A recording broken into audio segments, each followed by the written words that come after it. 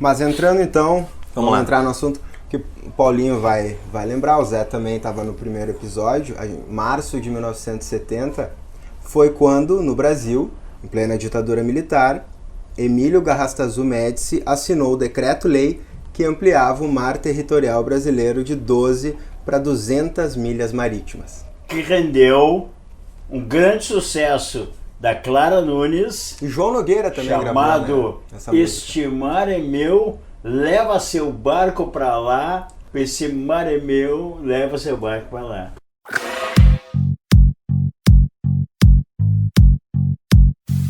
Música Tessen Retrospecto.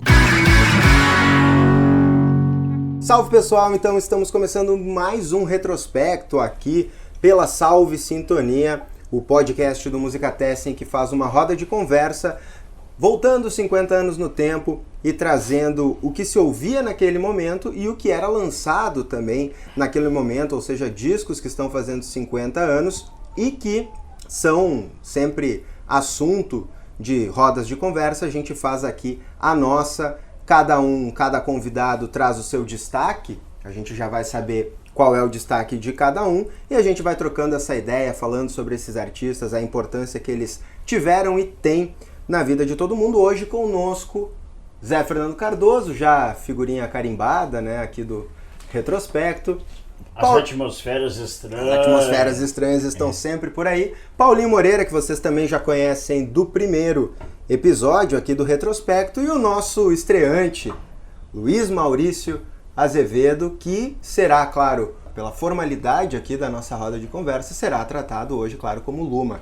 Né, Luma? Seja bem-vindo ao retrospecto e, por favor, te apresenta para os nossos ouvintes, fala um pouco da tua trajetória profissional e, claro, do teu gosto musical também. Então, sou professor de literatura, então sou o mais foraceiro dos integrantes aqui, sou o que menos vou dar palpites embasados, o que mais vai entrar na seara da especulação. Durante muito tempo a literatura e a música ficaram bem separados, e aí surgiu aquele acontecimento incrível que foi o Nobel do Dylan, e aí todo mundo começou a discutir se literatura era música, o que foi uma surpresa para alguns professores, eu incluído, porque eu sempre achei que literatura e música não havia essa divisão, mas descobri que realmente professores, vários colegas meus achavam que literatura não era música, música não era literatura e estava tudo separado, no que acabou gerando uma grande discussão. E eu acho que no caso do Nobel do Bob Dylan, que foi muito bem dado, aliás, isso acabou gerando uma produção teórica muito mais forte do que se tinha até aquele momento. Foi como se a gente tivesse que defender por que literatura também é música, por que música também é literatura, e se beber mais a fonte de gênios aqui como o Paulo, que nos ensina e faz com que a gente aprenda e verifique que, claro, quando eu digo que literatura e música tem tudo a ver, não quer dizer que é a mesma coisa. Então esse trânsito, onde é que a música para de ser música e passa a ser literatura, onde a literatura para de ser literatura e passa a ser música, é nessa zona cinzenta que a coisa fica legal. Maravilha. Os teus gostos musicais, tuas preferências musicais? Eu tô aqui do lado do Paulo, então eu ia dizer que eu gosto de jazz, mas eu vou dizer que não gosto de jazz, só pra não me comprometer, mas assim, eu sou muito pouco disciplinado nisso, então minha formação cultural é muito parecida com a maior parte da formação da antiga classe média baixa no Brasil. Então teve muito MPB, teve muito Gilberto Gil, teve muito Roberto Carlos, teve muito Chico Buarque, então tem essas coisas bem ligadas, e teve muita bossa nova. Então durante muito tempo a bossa nova no Brasil foi um estilo mais popular. Hoje não é mais, mas na minha infância era bem popular, então isso tinha. E tem muita música americana, que afinal de contas, como dizem meus inimigos, eu sou um marxista disfarçado, na verdade eu sou um colonizado americano, então tem bastante influência americana. Falando em jazz, aí, já que já que tu gosta bastante, alterando Paulinho, eu acho que cabe registrar aí o falecimento do McCoy Tyner na última sexta-feira, né? Verdade. E o Sessão Jazz da segunda-feira posterior, do dia 9, fez uma homenagem ao McCoy Tyner. Eu fui buscar o McCoy lá em 1960, antes de integrar o grupo do Coltrane, um grupo chamado Jazz State. Botei ele com o Coltrane, depois fiz um grande passeio sobre vários discos solo dele, e o McCoy tinha essa coisa, além de ser um exímio pianista, ele gostava de experimentar com os formatos. Então tem disco dele que tem oboé, flauta, trompa, bateria e percussão, e o percussionista é um brasileiro, o Guilherme Franco. Tem disco de trio, tem disco de quarteto, tem ele tocando música do Burt Bacharach. Quer dizer, um cara que nunca parou de experimentar e se juntar com pessoas e músicos das mais diversas origens para fazer a sua música.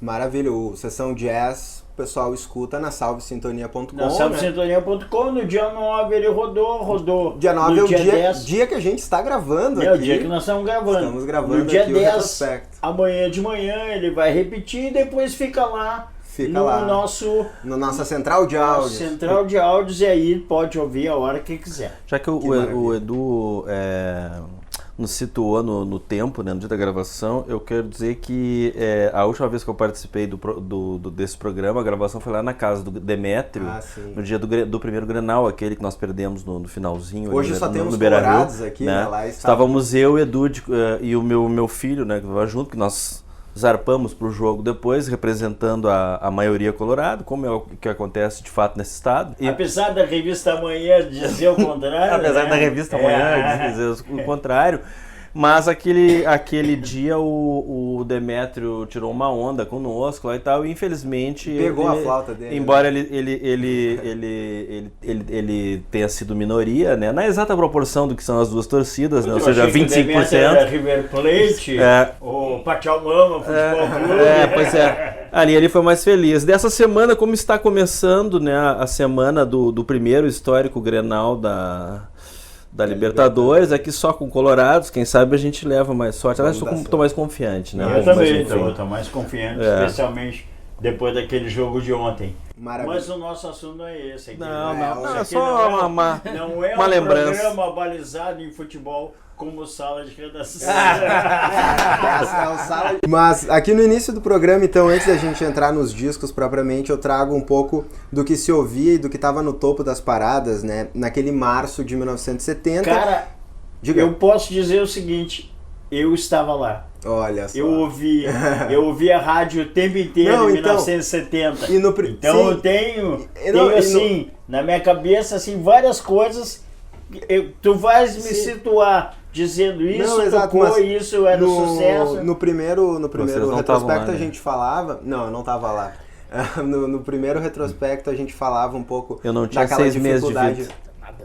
Daquela dificuldade de encontrar as paradas brasileiras, mas eu encontrei sites que trazem uma lista, eu já trouxe no segundo retrospecto um pouco das 100 músicas que teriam mais tocado em 1970 no Brasil. Eu trouxe algumas aqui, claro que algumas ainda tinham sido produzidas, lançadas em 69, por exemplo, coisas que eu realmente não ouvi falar, de repente uma coisa mais...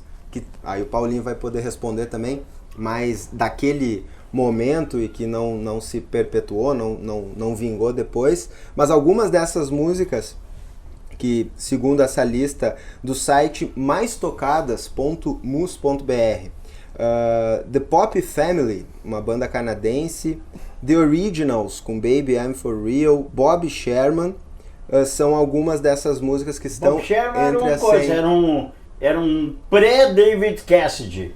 Era um cantor bonitinho que foi fazer uma série de televisão e, claro, aproveitou a televisão para turbinar a sua carreira musical. Little Woman, né, a música do Bob Sherman, que está entre as que tocou muito no Brasil em 70.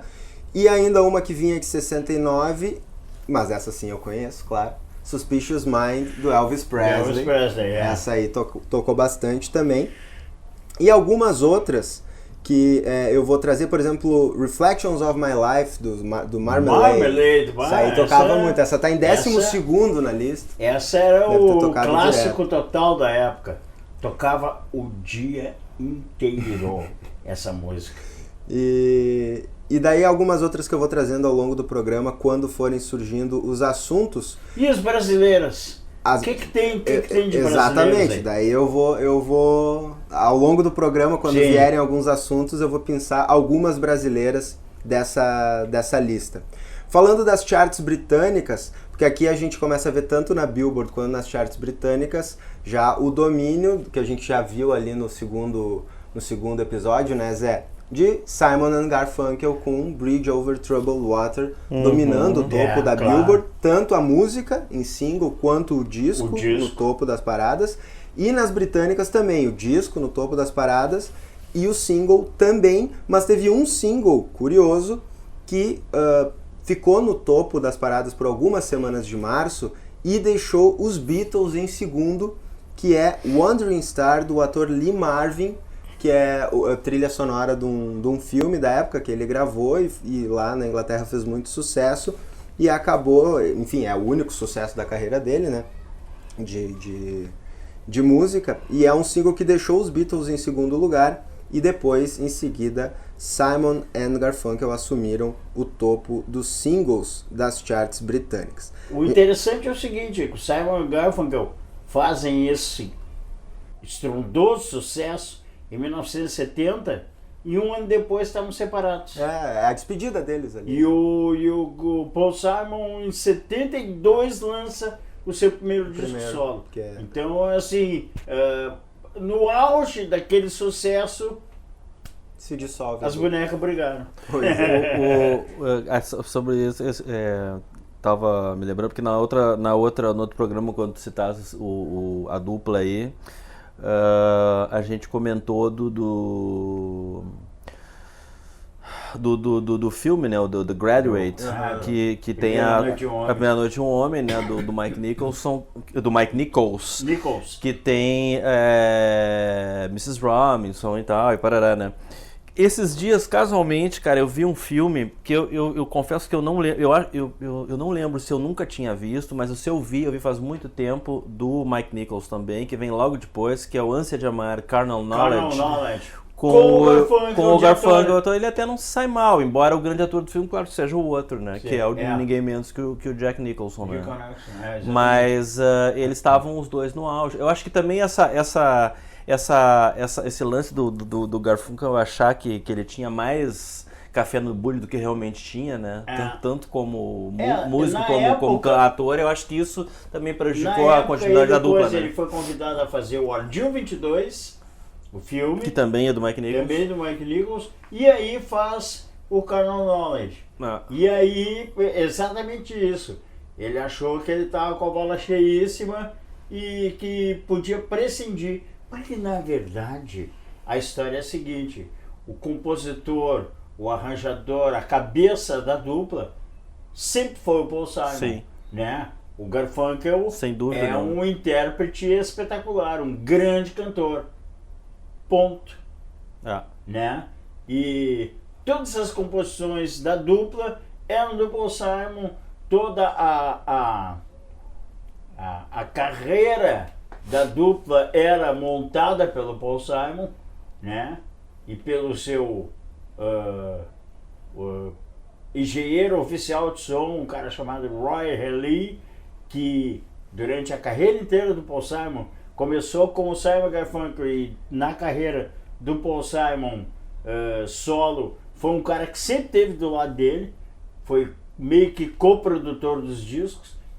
E aí, é claro, de repente o Garfunkel achou que no cinema ele ia se dar melhor e aí a dupla implodiu, né? Mas só para completar a informação então do single que eu falei, do Lee Marvin, é do filme Paint Your Wagon, Os Aventureiros de Ouro, aqui no Brasil, que tem o Clint Eastwood também enfim, era o Lee Marvin e o Clint Eastwood eram os dois atores principais, dois protagonistas. Eu tô procurando, eu não conheço, esse filme é um western, né, com certeza. É um western. Dirigido por Joshua Logan. Joshua Logan, tá, ok. Eu vi esse filme, que é adaptado, na televisão adaptado de um musical de 51, e aí foi adaptado. E tem no elenco também a Jean Seberg, que é a atriz fetiche da Nouvelle Vague, que teve uma morte absolutamente trágica, né? É a atriz de O Acossar do Godard, né? Enfim.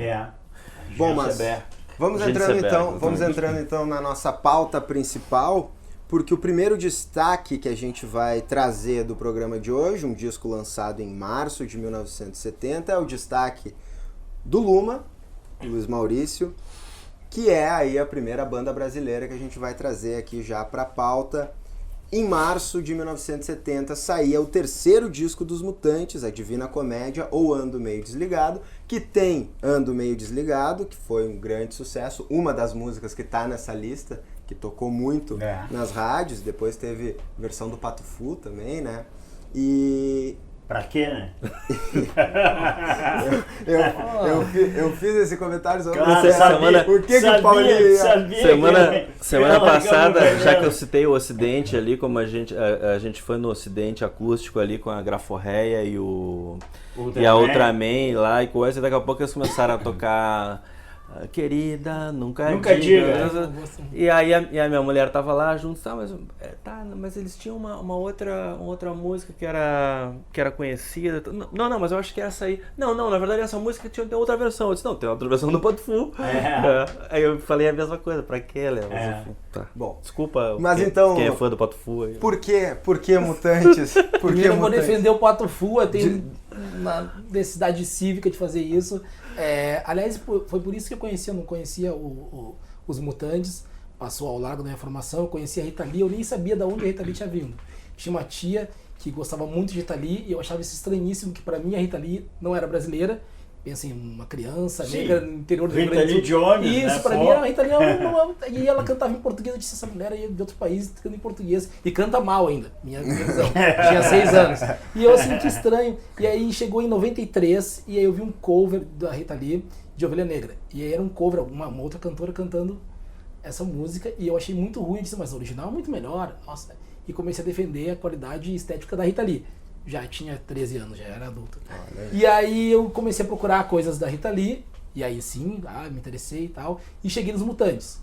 E aí, como todo mundo que gosta de literatura faz, a fofoca interessa muito mais do que Claro. Então, a versão é muito mais interessante do que o fato. Comecei a ficar muito fascinado pela ideia da separação dos mutantes, do peso dela na formação dos mutantes. Aliás, só uma coisa interessante, que 1970 é o ano do primeiro disco solo dela também, Build Up. Build Up, Ela lança em 70 também. Né? O Build Up já tava 70 ali ou 71? 70. E aí sim eu tava muito, muito fascinado pela ideia de que eu tinha finalmente descoberto uma coisa que não tinha chegado a mim por meios já avalizados, porque isso é uma constante, a gente tá pensando assim, pensa em 93, não havia internet para mim, havia MTV, e a MTV tinha um programa só que fazia esse trânsito mais aberto, que era o Lado B, do Fábio Massari, que era uma coisa mais voltada para o estrangeiro do que para a música brasileira. Então, assim, havia um triunfo meu de dizer assim, olha, eu achei isso aqui sozinho, ó. Para todo mundo, Mutantes era óbvio, mas para mim era uma coisa assim, ó. Na verdade, uma MTV nessa época não fazia o trânsito, não linkava a música brasileira da época com a música brasileira anterior. Então era Barão Vermelho, Titãs, Paralamas do Sucesso, o rock brasileiro teve uma criação espontânea nos anos 80, não tinha nada acontecido anteriormente, né? Então, é estranho, porque a MTV tem muito Tropicália, né? Isso de uma certa maneira aconteceu contigo, afastou um determinado público dessa gênese toda que vem lá do final dos anos 50 com a Celi Campelo e o seu irmão e vem se desenvolvendo aos trancos e barrancos, mas vem acontecendo, né? O Liverpool daqui de Porto Alegre gravou disco, grupos de Minas Gerais gravaram disco, o Raul Seixas da Bahia foi para o Rio de Janeiro, quer dizer assim, o rock acontecia sistemicamente no país inteiro e a MTV, naquela ânsia de falar sobre o abre aspas novo, fecha aspas, acabou esquecendo um pouco essas coisas, né? Lá pelas tantas que ela começa a resgatar umas coisinhas aqui, umas coisinhas ali, mas isso aconteceu contigo, né? Não, e aí voltando pra MTV, assim, bem exatamente isso, porque aí a gente dá um pequeno salto, esse ano seguinte o Kurt Cobain morre, e aí começa aquela produção de buscar matérias, o que ele falou quando ele estava em Porto Alegre, em São Paulo, e eles acham uma fita, dá uma gravação dele falando sobre os Mutantes, uma entrevista que eu acho que o Zé Camargo que fez. E aí o Zé Camargo levou uma sacola com fitas pro Kurt Cobain e mostrou, e o Kurt Cobain, Mutantes eu conheço. E aquilo foi um carimbo pra mim, assim, nossa, se o Kurt Cobain gosta de Mutantes, eu estou certíssimo em gostar de Mutantes, ficarei com Mutantes até morrer. E aí eu comecei a gostar realmente de Mutantes num sentido mais forte. Mas esse disco aí não seria o disco que eu escolheria, assim, como o mais importante. Mas tem coisas fundamentais de começar pelo título, pra quem gosta de literatura. O nome do disco é Ando Meio Desligado ou... A Divina Comédia. A Divina Comédia. Então, assim... Começa por aí, a Divina Comédia, quando eu peguei isso, eu realmente fui ao pé da letra. Pra mim, Divina Comédia, assim, deve ser uma coisa engraçada. E fui procurar naquilo que tinha à disposição naquele momento, que era o quê? Não havia Google, de novo, não havia internet, biblioteca. E eu tive que procurar na biblioteca do colégio, eu disse, eu preciso achar uma coisa que é a Divina Comédia. Esperando que a bibliotecária, muito tranquila, fosse me dar algum livro, alguma coisa, que me apontasse por que o nome do disco era assim. E ela me traz lá 3 volumes, de um livro de poesia italiano, e eu olho aquilo e disse, mas o que isso tem a ver? Eu pedi a Divina Comédia, eu achei que ela tivesse alguma coisa relativa ao disco. Não, ela tinha a Divina Comédia do Dante, bilíngue, aliás, uma edição bem antiga, e aí eu fiquei olhando aquilo e disse, cara, isso aqui é absurdo. Isso aqui é absurdo. Onde é que essas coisas se cruzam, exatamente, né? Eu achava que aí, deixei de lado, evidentemente, só bem depois que fui recuperar, mas aí quando eu fui recuperar, fui fazer um trabalho sobre isso já na faculdade, eu comecei a ver essas coisas valiosas da música popular brasileira que tem cada vez menos, que é a tentativa de impor ao consumidor amplo um tipo de regime que ele jamais teria contato se não fosse por aquele acidente. Porque eu jamais teria contato com Dante Alighieri naquele momento. Aí esse é o primeiro ponto que me interessa. Depois essas coisas do ou, essa dicotomia, Divina Comédia ou Ando Meio Desligado. Para mim essa ideia da psicodelia, de novo, pensando numa criança, um adolescente, era uma coisa muito roqueira, muito inovadora. E aí eu vou pensar assim, então o negócio da música é não fazer nenhum sentido. Que era um tipo de libertação, porque naquela época eu estava tendo um tipo de educação bem formal, um colégio particular, em que, embora fosse muito libertário, tinha toda uma preocupação em uma formação sólida, e com uma formação sólida vem aquela coisa aprisionante. Então os Mutantes tinham essa ideia para mim de liberar. E lá pelas tantas tem a música, eu não sei se é a 7ª música do disco, isso é uma pena, faço aqui um choramingo, a questão de baixar música e tal, que é excelente, que é ótimo e tal, mas matou mesmo a questão das capas. E essa capa é fenomenal, e esse disco não existe sem o apoio da capa, então é uma pena, assim, é uma pena. Mas assim, a música mais interessante pra mim é Ave Lúcifer. Porque pense nisso, é claro que o disco tinha toda uma ideia de fazer uma relação com a tradição cristã e pagava vários pedágios ao Dante, ao John Milton, Paraíso Perdido, mas eu não sabia dessas referências. Para mim, de repente, eu pego uma faixa que dizia Ave Lúcifer. Para mim, aquilo ali era muito mais satanista do que o Black Sabbath. Que o Black Sabbath, ele entrava na minha casa já com uma aura disso aqui é uma coisa satanista. Mas os Mutantes, ele passava despercebido, então era muito mais transgressor. Então acho que essa referência, que tem uma frase, tragam Lúcifer em uma bandeja para mim. É difícil conseguir fazer um tipo de interpretação correta do quão importante isso é para um adolescente de formação católica ter acesso a uma música dessa, uma letra dessa, que pede para trazer o Lúcifer numa bandeja para mim. Isso é uma coisa, é o cúmulo do satanismo e é o cúmulo do Cavalo de Troia, porque ela vem um disco que tem toda uma musicalidade mais leve, assim, embora seja pesado, técnico, mas ele tem uma musicalidade leve que engana muitas famílias, as famílias não proíbem que as crianças ouçam, e eu acabei me aproveitando disso. Mas tu não acha que ao mesmo tempo tem uma intenção, talvez não explícita, mas de fazer essa dicotomia entre como o Humberto Eco dizia, a grande arte da Divina Comédia e o Ando Meio Desligado, que é uma letra que fala dos hippies que estão se drogando, estão fora do ambiente, e ali, 1970, aquele ambiente pesadíssimo da ditadura, e aí assim, eu ando meio desligado, eu nem sinto meus pés no chão, quer dizer, não sinto e não quero botar meus pés no chão, porque a coisa está muito barra pesada. Até com uma defesa, né? Dizer assim, olha, então, nem- assim, não eu tá acho acontecendo, não, interessante, vem comigo. acho interessante isso de usar a alta cultura da Divina Comédia de Dante Alighieri e a, abre aspas, baixa cultura dos hippies, dos outsiders, dos caras que estavam fora do esquema, do sistema, e os utentes sempre, desde o começo, desde o Domingo no Parque, se colocaram como um grupo que estava fora do mainstream, né? Apesar de estar cantando no festival com o Gilberto Gil, era um grupo fora do mainstream. É isso aí. E tem uma outra música, uma outra faixa, que acho que é Hey Boy o nome da faixa. Hey Boy, que faz menção a Augusta. E, de novo, a Rua Augusta, na minha concepção, era a Rua Augusta do jogo.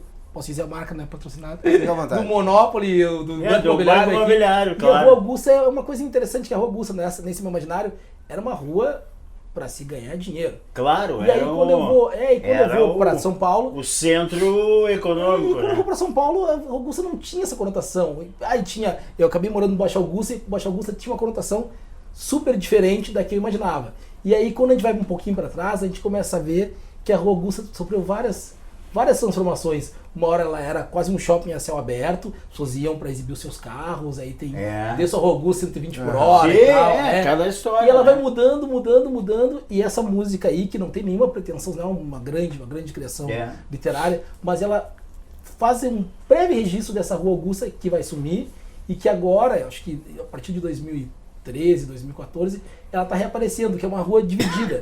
Metade da Rua Augusta, ela é, vamos dizer assim, badalada pro lado do acerto imobiliário paulistano, prédios interessantes, é caro, restaurantes interessantes, uma divisória ali, em um momento ela se encontra com a Oscar Freire, então ela fica mais rica ainda, e a outra parte do Baixo Augusta, que antes era a parte do excesso, do gregarismo, dos puteiros, agora não, um underground quase limpo. Sim. É quase como ir para Augusta hoje, é quase como uma experiência segura de vida de submundo. Você vai lá, não vai acontecer nada, mas a sensação que você tem de que você está, estou aqui no submundo, é muito forte, mas não há nada de submundo mais ali. As edificações estão ali, são outras, e eu acho que isso tem um pouco de relação, porque andando por esse Baixo Augusta tem um bar que tem uma estátua lá, uma figura do Raul Seixas, e o Raul Seixas gostava de ir ali. E aí você fala para as pessoas isso assim, para os adolescentes, Raul Seixas gostava de vir aqui. Eles olham para a estátua, Quem é Raul Seixas? e eles não estão interessados nem no Raul Seixas, e eles já começam a ficar com raiva da presença da estátua Raul Seixas. Pô, mas Raul Seixas já não existe mais, tinha que tirar isso aí daí. Então isso tem um componente dos Mutantes, que eu acho fundamental, que é, eles conseguem se manter atuais na proposta da época. Que é uma coisa que o Raul Seixas, por exemplo, pegar um exemplo, já não consegue mais entre essa comunidade mais jovem. As pessoas rotulam o Raul Seixas como um velho. Um grande precursor do rock, um pioneiro, mas lá na gaveta, lá na coleção de discos do outro, não e ficou meio circunscrito aquele gueto de fãs, né? Aqueles fãs ardorosos do fã-clube do Raul Seixas, aqueles caras que se reúnem todo ano lá na frente de um palco em São Paulo para ver banda cover de Raul Seixas. Ficou assim, uma coisa meio anacrônica, né? Anacrônica. O que veja, não sou eu que estou dizendo isso. Mas existe, é um problema. Não sei se é um problema do Raul Seixas, só ou da música como um todo, mas é fato que existe uma cristalização dessas rebeldias que acaba invertendo a própria pluralidade da rebeldia, que deveria ser uma coisa mais... Eu vou fazer uma aliança de ocasião com meu amigo Zé Fernando. Vai chover, Sublinho de ocasião.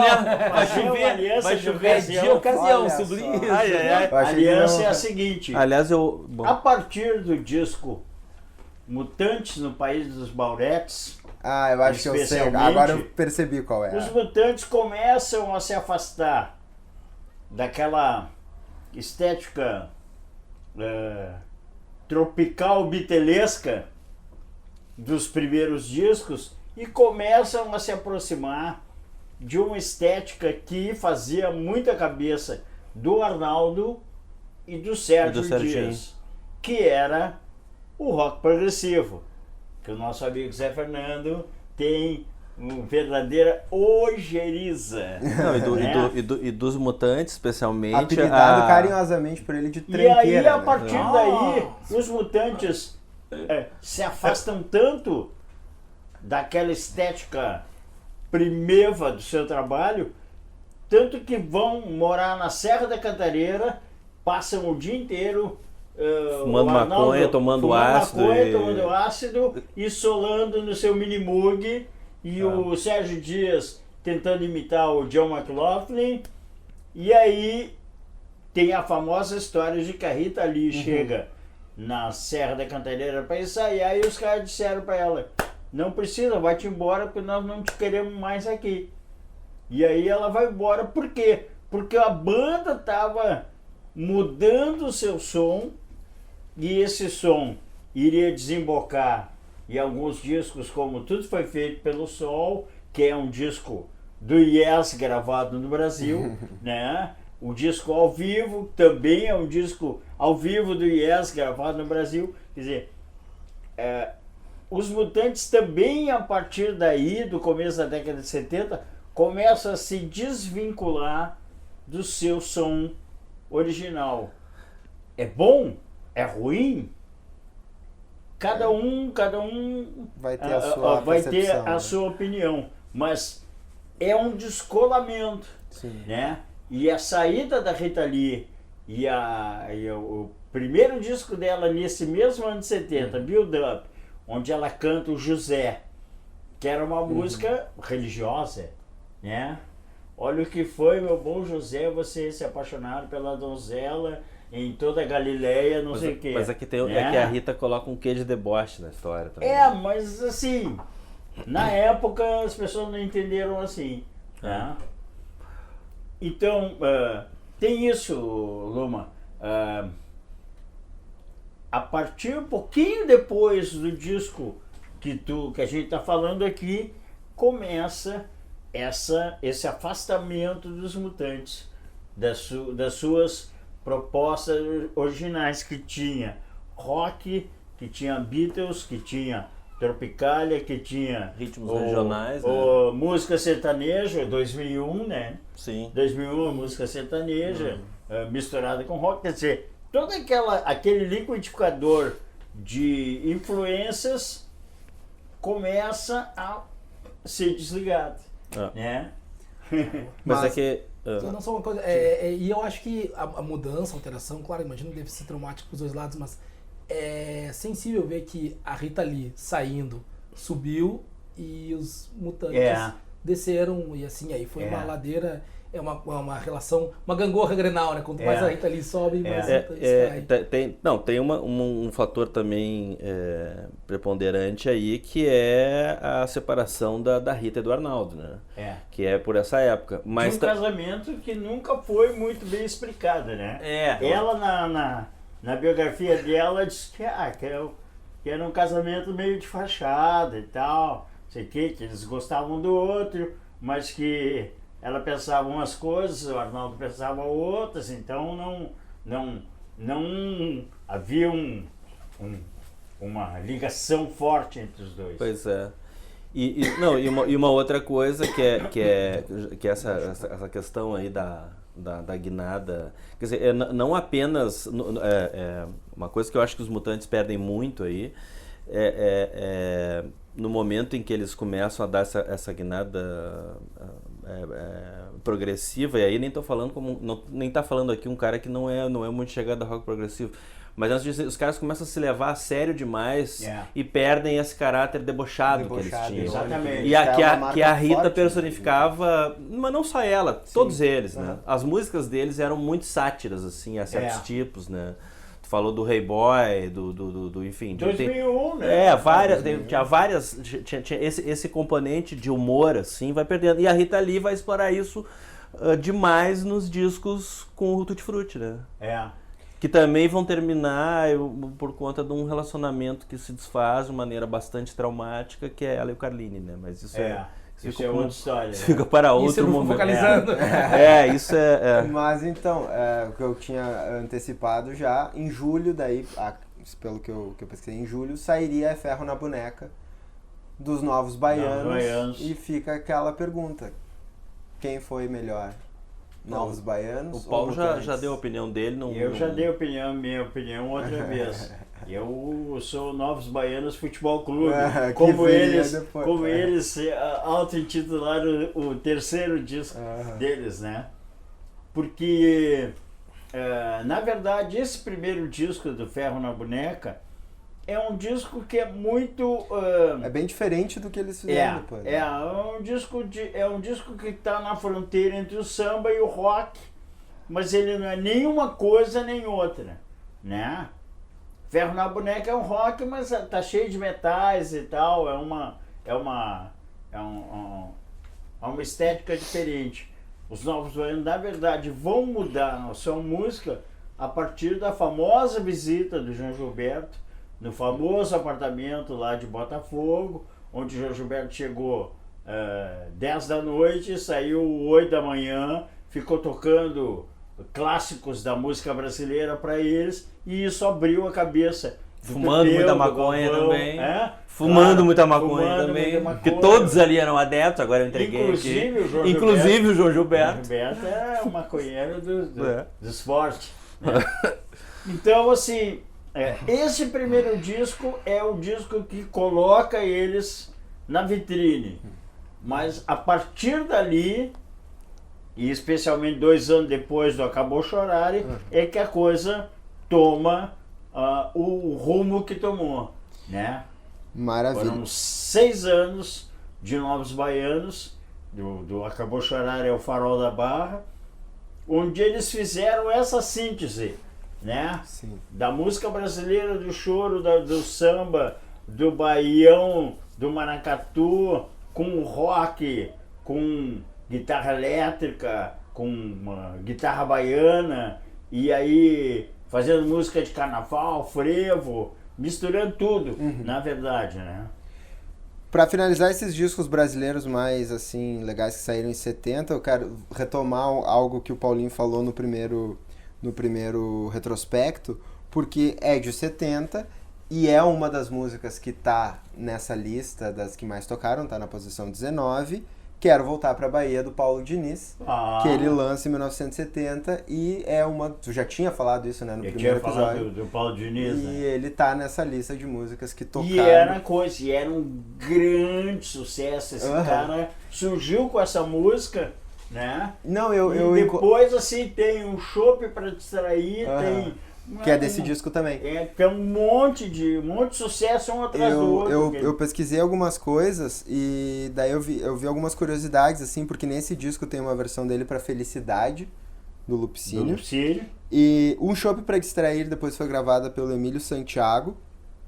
E aí tem um lance legal entre Um Chopp pra Distrair e Quero Voltar pra Bahia, porque... O Simonal, que também estava no topo, teve a Copa do Mundo, ele foi pra Copa e tal. O Simonal queria gravar Quero Voltar pra Bahia. E o Paulo Diniz não deu pra ele, porque ele disse, não, eu tinha que ter o meu sucesso. E ofereceu pro Simonal Um Chopp pra Distrair. E o Simonal não quis gravar. Queria gravar Quero Voltar pra Bahia, mas daí o Paulo Diniz não deu pra ele. Fez bem, né? Porque fez o sucesso. E ele fez 2 sucessos, né? Em vez de fazer um, né? Fez os 2. E daí depois o Emílio Santiago gravou. E o Paulo Diniz, ele ainda fez algum sucesso, né? Seguiu gravando, daí depois... Até 74, por aí, tem um 75. disco dele, inclusive tem um amigo, Bruno Matos, um abraço pro Bruno, ouviu o retrospecto e ele falou do Paulo Diniz um pouco. Esse disco de 74, esse meu amigo, ele é colecionador de discos de MPB, e ele disse que esse disco de 74 é muito procurado por colecionadores. Depois tem um outro disco de 76 que ele disse que não é tão bom, mas que tem umas músicas interessantes. Tem uma que é Vou-me Embora pra Passarga, falando da literatura com música, que a gente estava falando no início do podcast. E eu encontrei uma entrevista que o Paulo Diniz está vivo, mas ele pegou e esquistossomose. E daí ele parou de gravar. No interior da Bahia, né? Ele mora no interior, ele conta que uma época ele casou com uma mineira, uma coisa assim, eles tomavam muito banho de rio e tal. E aí acabou acontecendo isso com ele. Ele ainda compõe, mas já não grava. E diz que gastou toda a grana que ganhou e não se arrepende. Toda a grana que ele gastou. Então tá, né? Pelo menos isso. Ele não se arrepende. Uma vida plena. Exatamente. Tá bom. Mas vamos São seguir. que eu vou são dizer, as né? escolhas, né? Que cada um Quero faz. voltar pra Bahia, que ele fez pro Caetano, né? Que tava exilado na época, Sim, né? sim. I wanna go back to Bahia porque... I don't want to stay Stay here. here. I want to go back to Bahia. Porque tava lá Eu em não quero Londres. ficar né? aqui, eu quero voltar pra Bahia. Aham. Bom, vamos seguir aqui com o nosso outro destaque, Paulo Moreira, porque você está fazendo 50 anos agora no dia 30, final do mês. Beaches Brew, do Miles Davis. Vamos mudar agora de música brasileira pro jazz do Miles Davis, que é um disco que marco da carreira dele, né? Na verdade é o seguinte, no meio da década de 70, o Miles Davis tinha encontrado um segundo quinteto tão bom quanto o quinteto dele da década de 50. Na década de 50 tinha John Coltrane, Red Garland, Paul Chambers e Philly Joe Jones. Com esse grupo ele gravou discos espetaculares. E com algumas modificações, esse grupo vai desembocar no Kind of Blue, que é o maior disco do Miles. Na década de 60, ele encontra um bando de jovens, Herbie Hancock com 20 anos, o Tony Williams, o baterista, com 17 anos, o Ron Carter e o Wayne Shorter. Né? A história do Wayne Shorter é interessante. O Wayne Shorter tocava nos Jazz Messengers do Art Blake, e quando o Coltrane disse que ia sair da banda Miles, avisou o Wayne Shorter e disse: dá uma ligada pro Miles, que ele tá querendo, vai precisar de um saxofonista porque eu tô caindo fora. Aí o Wayne Shorter ligou pro Miles e o Miles passou a boca no Wayne Shorter e deixou o Wayne Shorter na geladeira, no freezer, durante 4 anos, né? E é assim, e é interessante porque em tese o Miles estava depreciando a sua música, porque nesses 4 anos passaram uns 6 ou 7 saxofonistas pela banda do Miles e ele não encaixava ninguém. Só que ele tinha ficado furioso, para não dizer outra coisa. Pode falar. Ficou puta cara, porque o Wayne Shorter estava se lançando para tocar na banda dele. E ele escolhia a banda, e não alguém ia se candidatar à banda. Coisas do Miles Davis, né? Aí o Miles chama o Wayne Shorter de 64 e eles gravam de 64 a 68 6 discos espetaculares, onde eles fazem uma música livre que não é free jazz, né? E o Miles na época tinha pavor do Ornette Coleman, falava mal do Ornette Coleman, dizia que o Ornette não sabia tocar, sabe? Que ele tocava daquele jeito porque ele não sabia tocar, né? Mas aí tem uma coisa, o Miles sempre foi um cara ambicioso, né? E aí ele olha para o lado e vê o Jimi Hendrix fazendo uma música muito densa, muito calcada no blues, no rock, no rhythm and blues, na soul music, mas assim, jogando isso pro espaço sideral, né?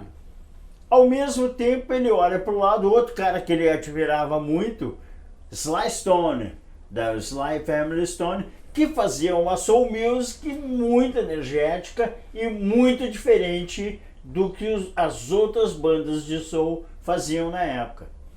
E ele era apaixonado por uma coisa muito maluca, que é um compositor alemão chamado Karl-Heinz Stockhausen, que era um cara, um compositor de música erudita contemporânea, foi um dos primeiros caras a usar sintetizador nessa música contemporânea erudita. Então, assim, essa mistura dessas coisas do Jimi Hendrix, Sly Stone e Karl-Heinz Stockhausen fizeram com que o Miles começasse a pensar de si: eu tenho que eletrificar meu som. Além disso, o Jimi Hendrix estava ganhando dinheiro, o Sly Stone estava ganhando dinheiro, e o jazz estava num limbo comercial, porque em 64 tinha entrado a invasão britânica, Beatles, Rolling Stones, The Who, The Animals, quer dizer, essas bandas todas tomaram conta do mercado fonográfico, né? Isso é que vendia. O jazz vendia para o nicho. E o Miles não queria ficar no nicho. O Miles queria vender disco, queria ser sucesso.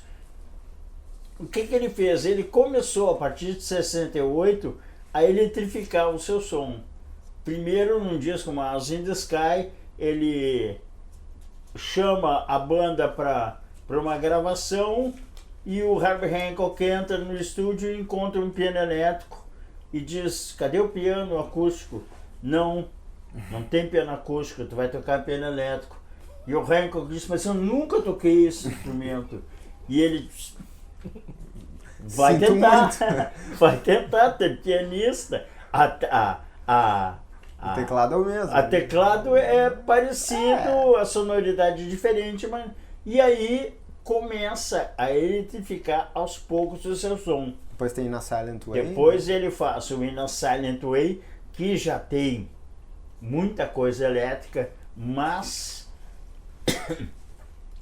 não é o Beach Brew. O Beach Brew é um rompimento. Né? É o ponto de inflexão ali da carreira dele. E o interessante é o seguinte, é um álbum duplo, vendeu 500 mil cópias na época, o Miles virou o popstar que ele queria virar, pelo menos dentro do ambiente do jazz, era o cara que mais vendia, era o cara que lotava os shows, né?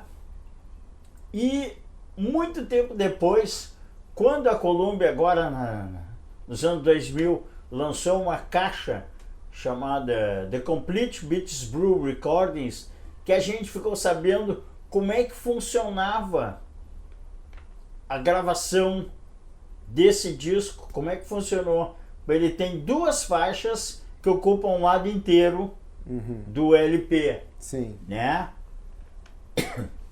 Far Was Dance e o Beach Brew. E tem nos outros 2 lados, cada um tem 2 músicas, né? Como é que funcionava isso? O Miles juntava os músicos que ele queria, e aí ele trouxe o John McLaughlin da Inglaterra, o Dave Holland da Inglaterra, ele pegou o Benny Maupin, que era de New Orleans, e depois vai tocar nos Headhunters do Herbie Hancock, o Wayne Shorter, que já tocava com ele e que aceitou eletrificar o seu sax, né? O Miles eletrificou o trompete e ele traz 3 pianistas.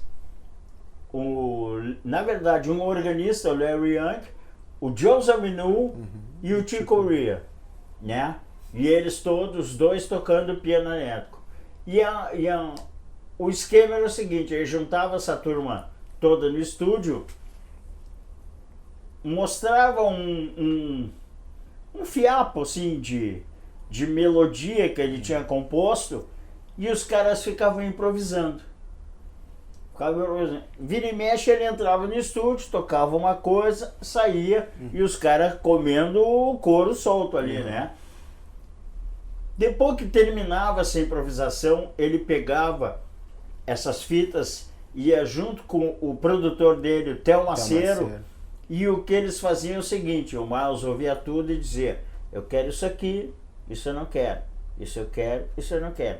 E aí o Theo Macero ia cortando e colando, cortando e colando. Um trabalhinho, né? É, um trabalho quase artesanal, né?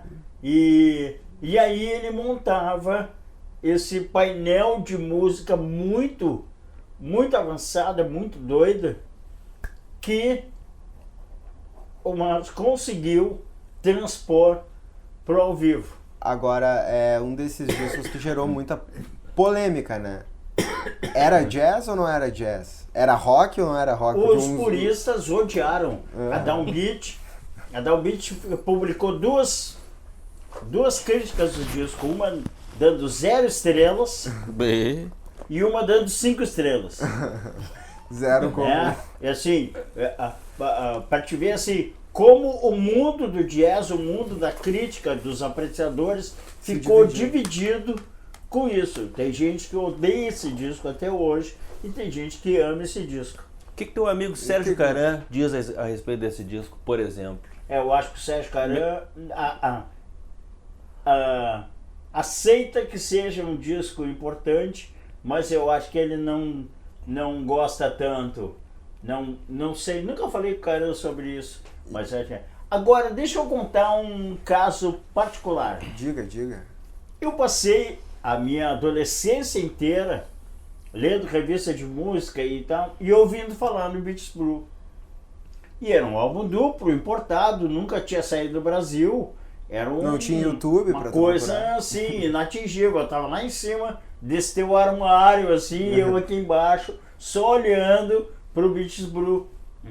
Um belo dia, um amigo conseguiu o disco emprestado com o pai de um colega. Um álbum duplo importado. A responsabilidade. Aí é a responsa, né? Aí esse meu amigo disse assim: vamos lá em casa hoje à noite ouvir o famoso Beatles Blue que eu consegui. E nós, é agora. Aí sentamos eu, o Marcelo Jardim, esse meu amigo, o Birinja, e o Mauro Magalhães, outro amigo, e colocamos o disco. E o disco começa com aquela maluquice de piano elétrico dos homens no...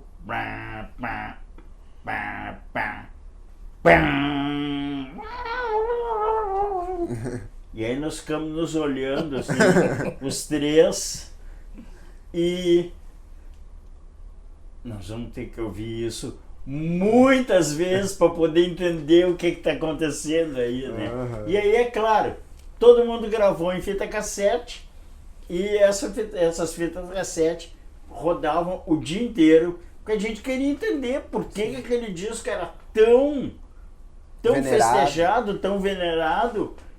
E claro, isso eu tinha 19 anos, 1979. Cara, eu tava começando a ouvir jazz rock, sabe? Eu gostava de rock progressivo. Quer dizer, e é uma estética muito diferente dessas coisas todas. Esse jazz rock que eu ouvia era o jazz rock do John McLaughlin, do Chick Corea, do Weather Report, mas era muito diferente do Beatles Blue. Na verdade, do Beatles Blue saiu essa gente toda que cada uma montou a sua banda e fez sucesso e continua fazendo sucesso. Outros não fazem mais, né? Mas o centro da história está ali. Né? Que espetáculo. Por isso que ele é tão importante, esse disco. Além da música ser inovadora na época, e até hoje em dia, tem muita gente que vai ouvir e que não vai entender aquilo que está acontecendo. Além disso, esse disco reuniu um grupo de pessoas que praticamente cada músico do disco saiu e foi montar um trabalho e que levou a música para um lado, para o outro, e, sabe? E aí é questão de gostar ou não gostar. Maravilha. Eu pensei em alguns outros discos do jazz aqui, que também saíram em 1970, só para eu também contextualizar. E acontecia muito, né, de discos serem gravados há mais tempo e saírem depois, né? Sim. Tem, por exemplo, do Bill Evans, o Alone, que saiu no início de 1970, mas tinha sido gravado em 68, só ele no piano. Depois... Antes disso, o Bill Evans tinha gravado um disco onde ele toca 3 pianos. Na verdade, assim, ele toca um piano, ele toca outro e ele toca outro dentro de um arranjo onde esses pianos não se sobrepõem uns aos outros, né? Um ele faz a harmonia, o outro ele faz a melodia, o outro ele improvisa, né? Então, e já tinha esse background de ter gravado um disco de piano solo, né? O Alone é um disco, ele sentou no piano e saiu tocando. Saiu tocando, né? Em 1970, o John Coltrane já tinha morrido, né? E a Alice Coltrane estava na sua carreira solo, tinha lançado o seu 3º álbum solo. Tá de El Daoud, ela era toda mística, né? Toda mística e tocava harpa, né? Harpa E piano também. eletrificada também, hein? E piano também tocava. Piano né? também. Harpas. Órgão, gostava muito de tocar órgão e harpa. E muito influenciada por essas misticismo, religião. Coisas místicas, Exato. A Ella Fitzgerald lança o disco Things Ain't What They Used to Be, and You Better Believe It, que tem uma versão de Masquinada. Exatamente. E I Heard It Through the Grapevine também, ela canta aqui. Na época ficou difícil para os cantores de jazz e para os músicos de jazz não cair na música pop, né? A música pop era o que vendia. Então, assim, o Count Basie e a sua orquestra gravaram um disco inteiro de música dos Beatles. O Duke Ellington gravou Blowing in the Wind, que é uma música que tem duas notas melódicas, né? E o Duke Ellington conseguiu fazer um arranjo para a sua Big Band para tocar Blowing in the Wind, porque o mercado obrigava, né? Ela cantou Sunshine of Your Love, do Cream, e Mais Que Nada, e You've Got a Friend, depois do James Taylor, mais adiante, quer dizer, os cantores foram obrigados a mergulhar um pouco nessa área pop para poder sobreviver, né? E também lançou em 70 o disco Quincy Jones, lançou Gula Matari, que tem uma versão para Bridge Over Troubled Water, que é também nessa linha de pegar música pop e fazer. E o Quincy Jones, além desse disco, em 70 ele lançou 2 trilhas sonoras, uma para o filme Noite Sem Fim e outra para o filme John e Mary, que tem, estrelando esse filme, Dustin Hoffman e Mia Farrow. Falando em Mia Farrow, falar rapidinho do disco de 1970 do Frank Sinatra, que é Watertown, que, enfim, é um disco menos conhecido, eu acho, assim, da carreira dele. Em 70 o Sinatra já está numa descendente, e daí ele vai voltar com tudo em 73, quando ele faz aquele programa de TV que virou disco, chamado All Blue Eyes Is Back, quer dizer, Os Velhos Olhos Azuis Estão de Volta, né? Na verdade, ele não parou de cantar, não parou de tocar. Ele parou de gravar. E ele começou a fazer... Ele foi um dos caras que inventou a residência do artista em Las Vegas, né? Ele fazia aquelas temporadas de 3 meses em Las Vegas, todas as noites, com a orquestra dele e tal. Então, ele se manteve, né, dentro em frente nicho, do público a partir disso, né? Bacana.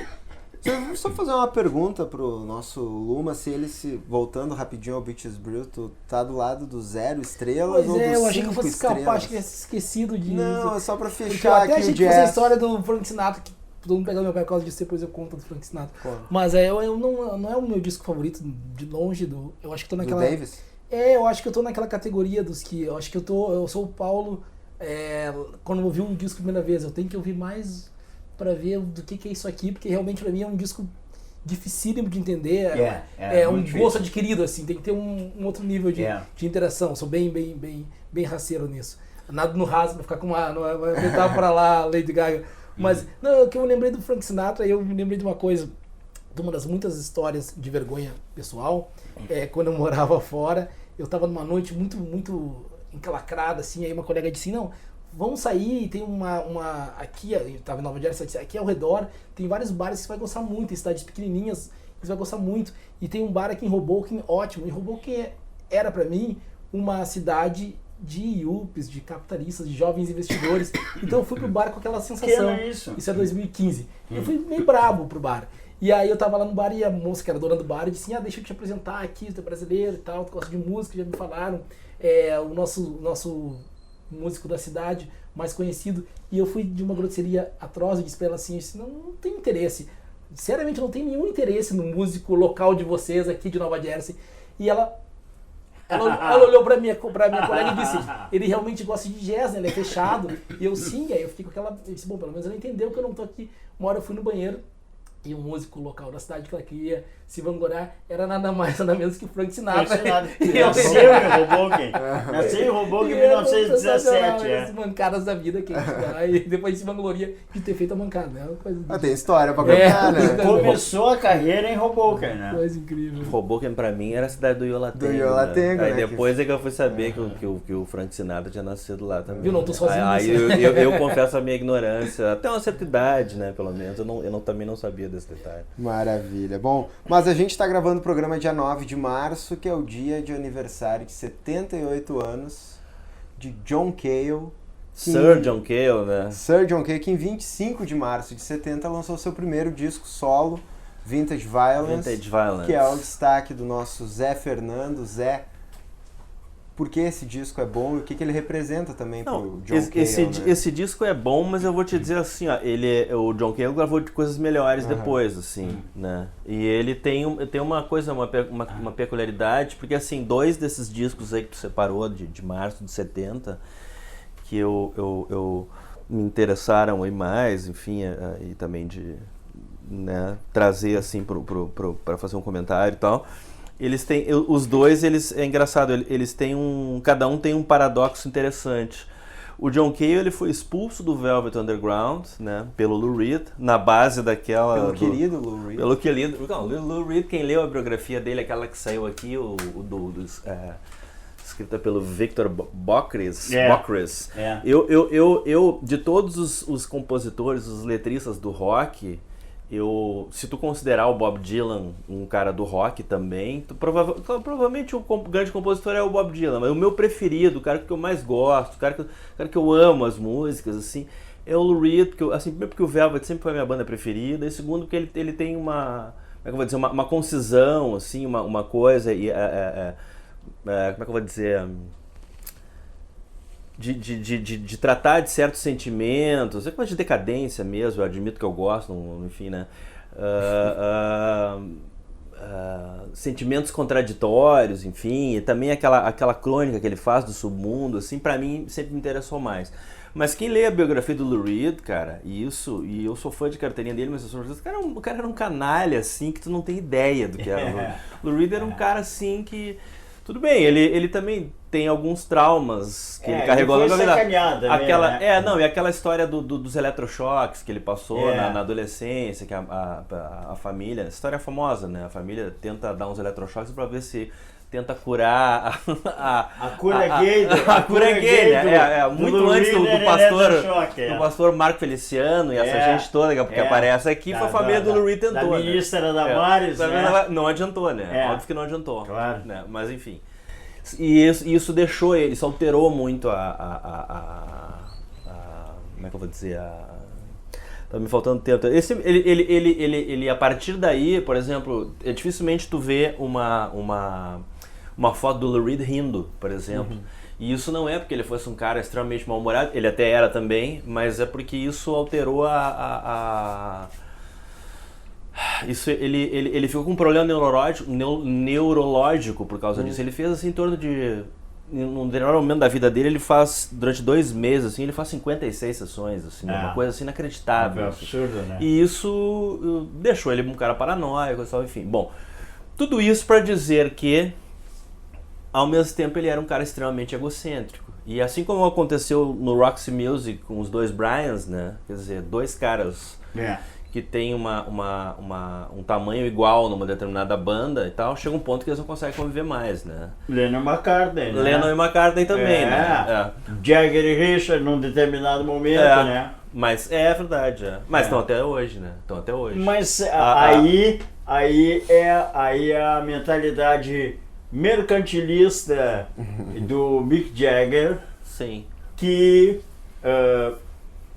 conseguiu salvou a banda, ultrapassar as diferenças pessoais, porque o Richard estava detonando com o Jagger, porque o Jagger estava acabando com os Rolling Stones e os discos solos do Jagger não eram grande coisa, né? E o Richard tinha montado os Expensive Warners com o Steve Jordan e o Ivan Neville, uma super banda. Banda que ele só montou porque o de birra, Jagger, né? porque o Jagger fez o disco solo, né? Solo. O X da Boss aqui.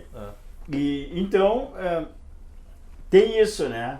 Tem isso, essas duplas são maravilhosamente bélicas, né? Eles não conseguem conviver, não adianta. E no caso do Velvet, a história é essa mesmo. O Lou Reed chega para Sterling Morrison e a Moe Tucker disse: tá, vou dar um ultimato para vocês, ou sou ele ou eu. E os dois ficaram muito chateados, muito chateados. Até porque ele manda eles dizerem pro John Cale. Exatamente. Ele tomou o caráter, cara, que ele manda os caras darem uma... Ele decide demitir. Ele impõe as condições, né? Que eles já sabe que eles vão aceitar, porque ele era o compositor da banda, era o frontman e coisa e tal, não sei o quê. E disse, não, agora vocês vão lá e digam isso pra ele. Né? Ao mesmo tempo, eles, Lou Reed e John Cale... Porque todo mundo pensa assim no disco de 1990, né? O Songs for Drella, que é a homenagem ao Andy Warhol, que tinha falecido um pouco antes. Como sendo a partir de agora os caras fizeram as pazes. Na verdade, ao longo da vida, mesmo com toda essa separação traumática, eles se conversaram várias vezes. O Lou Reed chega a um ponto que chega a propor uma volta do Velvet e aí o John Cale que não quer, né? Tem aquele famoso show no Bataclan, em Paris, em 72, que são só os três, né? O John Cale, a Nico, e a Nico levou uma puxada de tapete bonita do Lou Reed também. Os três, né? O Lou Reed, o Cale e a Nico, tem outras colaborações, outras tentativas. O Lou Reed é um cara posso usar o termo aqui, né? O cara é meio filho da puta, né? Mas enfim, o fato é que aí ele chega... E diz que ou era ele ou o John Cale. E ele, então, o John Cale sai da banda. E a Moe Tucker, depois ela dá uma declaração dizendo que, assim, legal, bacana, o nosso som continua sendo legal, foi mais para um lado folk, coisa e tal, mas a maluquice, aquela coisa meio espacial, meio viajandona do som do Velvet, vinha do Cale. Isso é inegável, Ele tinha uma formação como músico de vanguarda e tal. O Lou Reed tinha aquela sabedoria da rua, né? Enfim. Só que o engraçado, por isso que eu falei do paradoxo desse disco aqui e o paradoxo dos Temptations, vou comentar depois, é que é o seguinte, cara. O primeiro disco do John Cale, logo depois que ele sai do Velvet, cara, é muito comumzinho, cara. Parece um disco de rock clássico. Ele lembra coisas da The Band, ele lembra coisas dos Birds, ele tem uma coisa meio folclórica. Ele é até meio parecido com algumas coisas que o Velvet gravou sem ele, cara. Então isso aqui é o estranho, assim. Isso aqui é uma coisa... Talvez ele precisasse de um disco assim mais... que não causasse tanta estranheza pra conseguir continuar gravando, enfim. O fato é que nos anos 70, cara, com discos como Fear, como Slow Dazzle, aí sim ele vai dar vazão a esse lado mais... doidão, na verdade dá pra entender, né? O cara demitido de uma banda, por ser louco demais, se vê sozinho no mercado, como é que eu vou sobreviver nesse mercado? Né? Então vou ter que fazer, eu não vou poder pisar na jaca, né? Eu vou ter que puxar o freio de mão e ir devagarinho, porque o mercado tem que saber que eu existo, que eu estou sozinho, que eu tenho, a partir de agora a minha carreira, quem administra sou eu, né? Então bem... Não tem essa vanguarda das outras músicas, essa experimentação toda, mas é um baita disco. Não, é um ótimo disco e tal, né? Mas é que ele parece que é uma coisa assim com freio de mão puxado, né? Ele faria discos muito mais estranhos, muito mais com a cara dele logo depois, né? Talvez fosse isso. O primeiro ele precisasse ser uma coisa mais sondando o terreno, e aí, aí depois a gente entra em seguida já, porque eu só vou dar o meu destaque, que eu não poderia deixar de dar, de um disco que foi lançado, vejam só, no melhor dia do ano, 11 de março de 1970. Por que é o melhor dia do ano? 11 de Por que março. Por que seria o melhor dia do São ano? os dias que nasceram as melhores pessoas, Ah, assim, tá bom. em diferentes Então tá. épocas. Quer dizer que teremos festança essa semana, Teremos, então? essa semana tá. vai ter uma birita boa aí pra gente aproveitar. Exatamente 20 anos antes do meu nascimento, saía Deja Vu, disco Crosby, Stills, Nash Young, que é o disco, né, do quarteto. Eles já tinham lançado... O primeiro disco do quarteto, né? Eles já tinha lançado Crosby, Stills Stills and and Nash Nash. em 69. É. E aí com o Young vem o Deja Vu, que é um disco... eu acho que é um dos grandes discos desse ano, de 1970. assim. Certamente. O primeiro com o Neil Young, né? E aí tem... É bem certinho, assim. Tem 2 músicas quase de cada um. Aí tem a da Johnny Mitchell, Woodstock, que eles tocam também. Tem uma parceria dos Stills com o Young. E é interessante que cada um vinha de uma banda, né? O Crosby tinha tocado nos Byrds. O Stills e dos Hollies. o Nash dos Hollies e o Stills e Young do Buffalo Springfield. E já tinha uma rusguinha, né?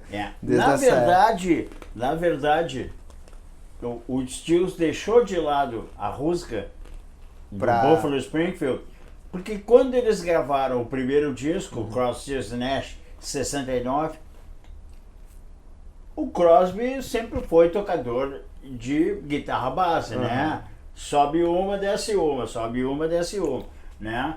O Nash também.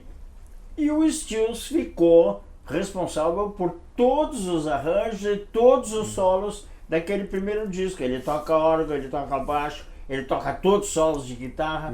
Então, assim, ficou muito pesado. E transpor aquilo para o ao vivo ia ficar muito complicado. Então, eles resolveram contratar como músico da banda o Young. Só que eles não se deram conta de que eles estavam lidando com o Neil Young, né? Que era na verdade, até teve uma... No início, assim, eles meio que... Porque teve a sugestão do Young, o Stills meio que não quis, e eles tentaram chamar o Steve Winwood pra tocar com Mas eles. o Steve Winwood tava indo pro Blind Faith, daí não deu certo, daí o Neil Young veio com a condição, o Neil Young, de que ele pudesse seguir a sua carreira com a Crazy Horse, né? E que o sobrenome dele fosse acoplado ao que ele não seria ao nome só da banda anterior, né? Uhum. Crosby, Stills, Nash e Young. Inclusive eles lançam esse disco e depois eles vão lançar outro disco, Crosby, Stills, Nash Young, muito tempo depois. Não ia dar. Tem um ao vivo ali, né? Sim, tem um ao vivo. A história, mas o ao vivo é imediatamente depois naquele ano que eles gravam. Do Deja Vu, porque né? eles em seguida já se Na verdade é o seguinte, briga o tempo inteiro, todo mundo brigava com todo mundo, né? Aí eles se juntam em 74, sim, que é quando eles fazem uma puta excursão mundial e que culmina num show lá no estádio Wembley, na Inglaterra, onde foi assim a primeira lotação de Wembley absoluta, sold out total, foi esse show deles, do qual participa a Musa Suprema Johnny Mitchell, que na época já tinha brigado com o Nash. Deja Vu tem uma música que conta o relacionamento do Nash na com música a dele, Johnny Mitchell, que é o Our House, né? música Que é a dele. história dele comprou um vaso para ela e tem os gatos na casa. Nossa casa, our house is a very, very, very fine house, né? Então, e já vamos antecipar o próximo podcast. No terceiro disco da Johnny Mitchell, que é Ladies of the Canyon, tem...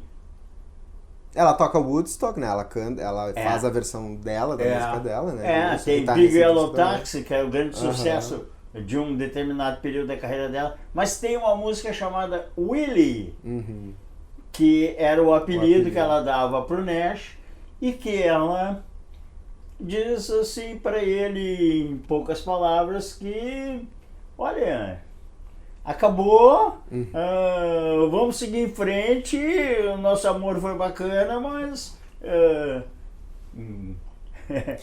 Quem toca não ia durar para sempre, né? E quem toca nesse disco aqui no Deja Vu, aliás, Deja Vu, que dá nome para um podcast aqui do Música Tessin, que é o Música Tessin Deja Vu, que quando eu falo ali de músicas que lembram de outras músicas, já saiu o primeiro episódio com uma música do Oasis, uma das bandas que mais faziam isso, mais fizeram isso na história, que lembra muito uma do T-Rex. Quem quiser pode procurar tanto na salvesintonia.com quanto nas plataformas de streaming, tá por lá. Só para constar aqui, o Jerry Garcia toca numa faixa desse steel guitar, e o John Sebastian também, que a gente já falou rapidamente no primeiro episódio, toca harmônica também. Mas o Zé queria falar de um outro disco, né, Zé? Que é o Psychedelic Shack dos Temptations. Aliás, os Temptations que estavam, uma das músicas deles estavam nessas que mais tocaram aqui no Brasil, mas não desse disco. Do ano anterior, a música I Can Get Next to You é uma das grandes, lançada de 69, né? Que tocou muito aqui no Brasil ainda em 70. Mas eles lançam Psychedelic Shack. Pois é a tua indicação desse disco? disco? Esse que é o aí é o paradoxo dos Temptations, né? Tava falando antes do John Cale, que ele é chutado da banda e coisa e tal, e ele era o cara das maluquices sonoras, né? O arquiteto sonoro daquela doideira do Velvet toda, e ele chega, o primeiro disco solo que ele lança é um disco que tem mais a ver com rock tradicional. No caso dos Temptations, o que acontece é que quando chega no final dos anos 60, eles se dão conta de que eles estão numa grande gravadora, no caso, né, que era a Motown, que foi a primeira gravadora de música negra a conseguir quebrar a barreira, né, e vender música pop para a plateia branca, negra, para a plateia branca também, né? Eles tinham eles eram todos grandes cantores, eles tinham um sucesso de público e críticos e tal, mas eles se dão conta de que os tempos estão mudando e eles têm que dar uma guinada, como o Miles Davis deu, como outros artistas deram, no sentido de que a música, no final dos anos 60, estava ficando aquela coisa mais, né, principalmente com a psicodelia e tal, estava começando a ficar mais experimental, incluir elementos das mais variadas fontes. Os Beatles já estavam fazendo isso, né? E os Beatles também. E aí então começa, digamos, a fase psicodélica dos Temptations, né? Que daqui a pouco, no começo dos anos 70, alguns anos depois, ela vai se transformar numa coisa que dessa psicodelia original, assim, coisa, ela acaba se tornando ela acaba se transformando numa coisa que por exemplo, com aqueles artistas negros que faziam as trilhas sonoras daqueles filmes, né, os Blaxploitation, cara, uma melhor que a outra, né? O Curtis Mayfield, o Isaac Hayes, Willie Hutch. Willie Hutch, esses dias eu tava vendo muito bom. Coffee com a Pam Grier. Filme sensacional, né, cara? Sensacional, e a trilha do Willie Hutch. Tem uma trilha sensacional dele também, que é The Mac. E aí, então, o que acontece? Esse começo, enfim, mais sofisticado e tal, quanto à parte instrumental, enfim, que começa nessa coisa psicodélica, vira uma coisa, a fase cinemática que eles chamam, cujo grande momento é Papa Was a Rolling Stone. Papa Was a Rolling Stone é uma música que tu ouve, assim, é impossível, mesmo que ela não tenha sido, digamos assim, criada para uma cena de filme, é impossível tu não imaginar um filme acontecendo ali, porque é um arranjo cerebral, é que nem a construção do Chico, né? Mas a construção do Chico conta uma historinha, né? 1.8 do Pato Fu. E de uma certa maneira, uma resposta da Motown ao Tim from Shaft, do Isaac Hayes, né? Também uma música comprida, também uma música que, apesar da restrição dos 3 minutos, das rádios tocou inteira, Sim. né? E fez sucesso e tal. E os Temptations, de uma certa maneira, entram nesse vagão, né? Isso. Mas antes de chegar nessa fase, digamos, cinematográfica, cujo ápice é em 72 com Papa Was Rolling Stone, então teve essa guinada psicodélica. Quando eu falo no paradoxo, é o seguinte: mas ao mesmo tempo que isso é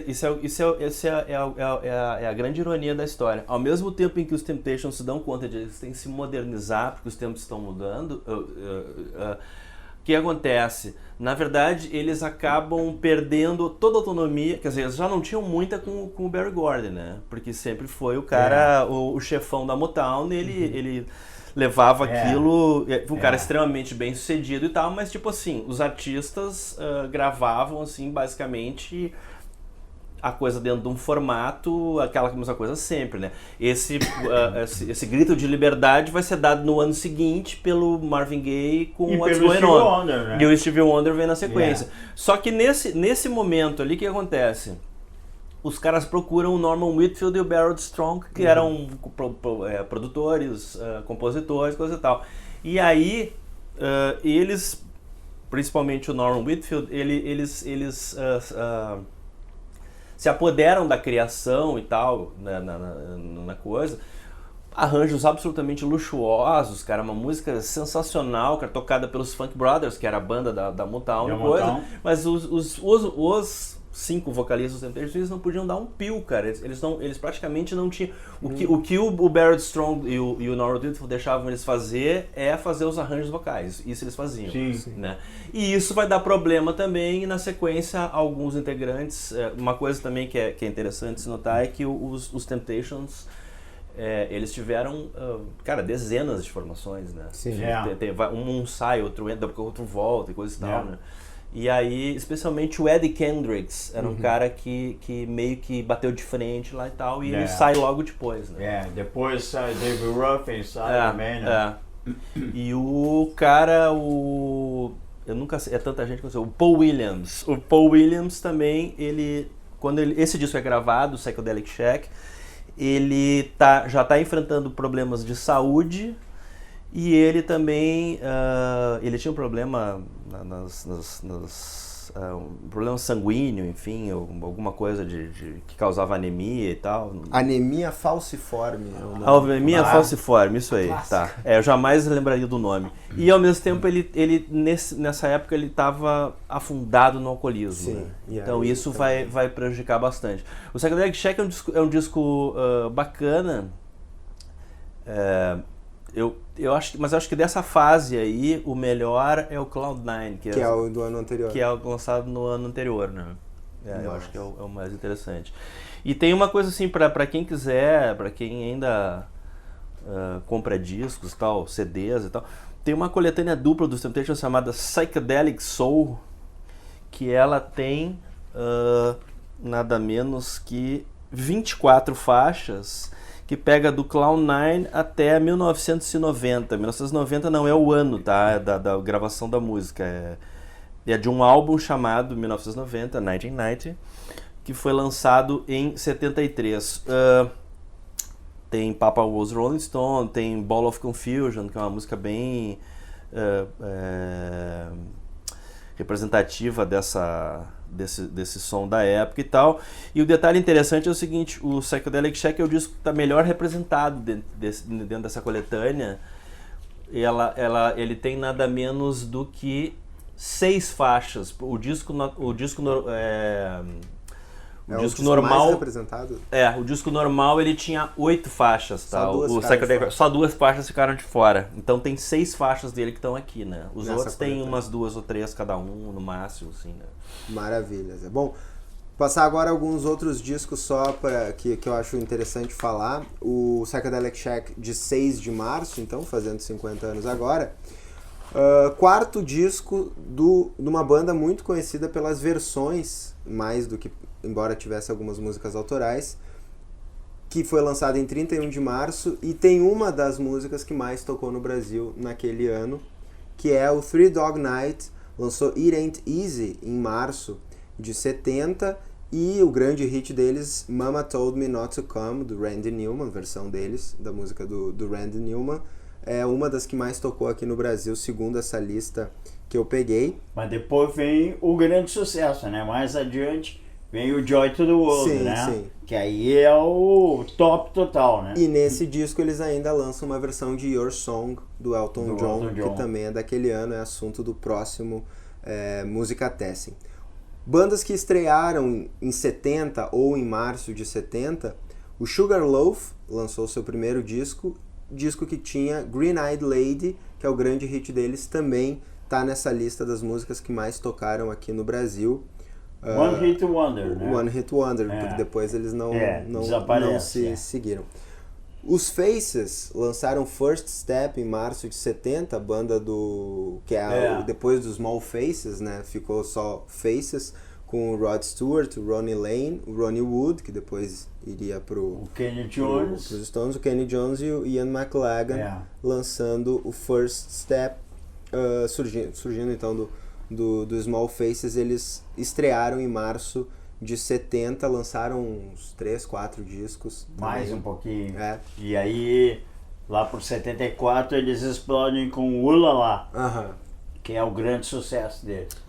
Uma banda importante desse início, que a gente falou foi inclusive o destaque do Zé, né, o lançamento da estreia do Black Sabbath, que é de 70.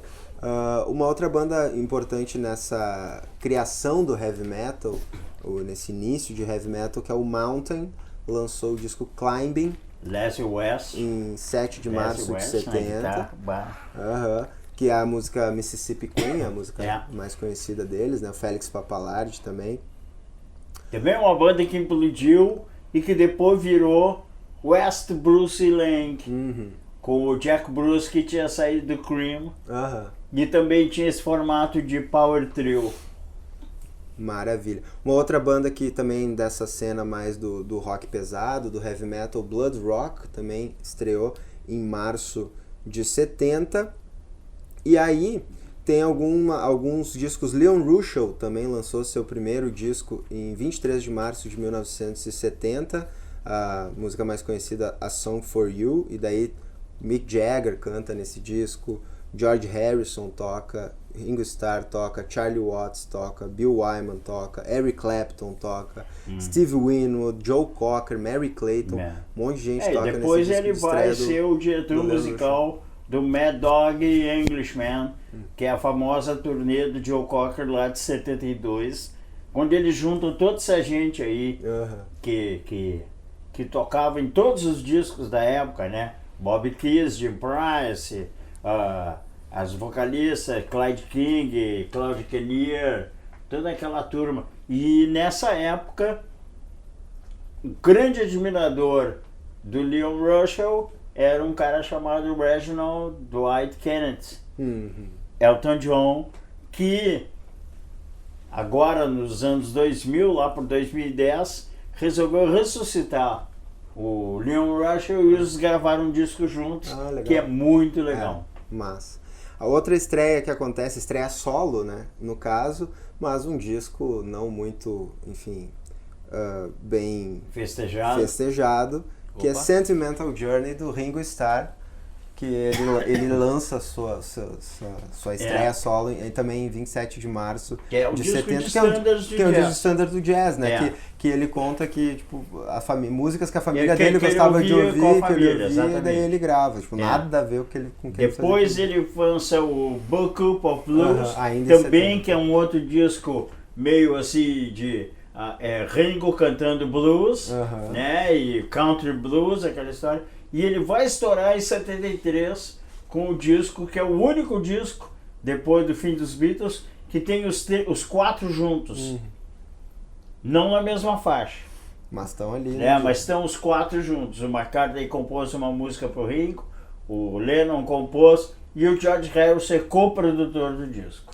Tinha que ser o Ringo pra juntar todos. É um disco chamado Ringo, de 73. Tinha que ser o Ringo pra agitar todos eles, por isso que é o nome do meu cachorro, é Ringo. Por isso. O cara é boa praça. E esse disco ainda tem o Mark Bolan tocando uma música do Randy Newman, tem The Band inteiro tocando uma outra música, tem Martin de Vandellas, tá? É um who's-who do rock. E a gente tá aqui em março de 70, quase, porque vai ser no próximo episódio, mas quase no fim oficial dos Beatles, né? Quando os Beatles realmente implodem. Tu tava falando do Jack Bruce, saiu também em 70, em março de 70, o primeiro dos 2 discos ao vivo que o Ginger Baker lançou com a sua Ginger Baker's Air Force, que é um disco ao vivo. Eu não sei, eu ouvi, eu achei ele meio estranho, não sei se a gravação também ele é na muito época. Estranho, muito estranho. Ele começa nessa época, ele vai morar na África e começa a trazer sons da África para dentro do rock, só que não é de uma maneira muito orgânica, sabe? Fica meio forçado, assim. E o Eric Clapton, por sua vez, o outro do Cream, tava com Delaney and Boone with Friends, on tour with Eric Clapton. Também no ano seguinte que ele lança o primeiro disco solo. Exato, o Eric Clapton, para fechar o que os caras do Cream, que já tinha terminado, né, estavam fazendo nessa época. Tu falou do Mark Bolan, o Tyrannosaurus Rex, porque depois virou T-Rex, né? Mas antes era Tyrannosaurus Rex, ele era um duo. Aí ele lança o último disco como Tyrannosaurus Rex em 13 de março, e aí ainda em 70 ele lançaria o T-Rex, porque, enfim, ele tinha esse disco, o Tyrannosaurus Rex, A Bird of Stars, que é de março de 70, é o primeiro com o Mickey Finn. Ele tinha brigado com o Steve Tuch, que era o parceiro dele anterior, porque o Steve Tuch quis contribuir com composições, e ele disse que não, porque as músicas eram muito ruins, então os caras brigaram. Mark Bolan é outra figura completamente egocêntrica. Zé Fernando, vai pra casa, se tuas músicas são muito ruins. E aí, simplesmente... O Electric Warrior é do ano seguinte. O Electric Warrior, que é um dos discos que eu mais gosto da vida, é de 71, ano que vem a gente traz ele por aqui. Aí um disco que daí de uma banda que estava se despedindo, o último disco do Tommy James and the Shondells, lança Traveling, que é o último disco deles, em 1970, também com um hit ainda, She. Mas eu deixei pro finalzinho desses discos de 1970, um que saiu em 6 de março de 70, fazendo 50 anos, que é um disco bem curioso, que é o disco do Charles Manson, Lie, The Love Terror Cult, que são umas gravações bem demo, assim, dele, né? Que ele lança, na verdade, esse disco para angariar fundos para defesa dele, que ele ia ser julgado pelos assassinatos. E aí o Charles Manson lança esse disco, dá para encontrar na internet, dá pra ouvir. Muito obrigado.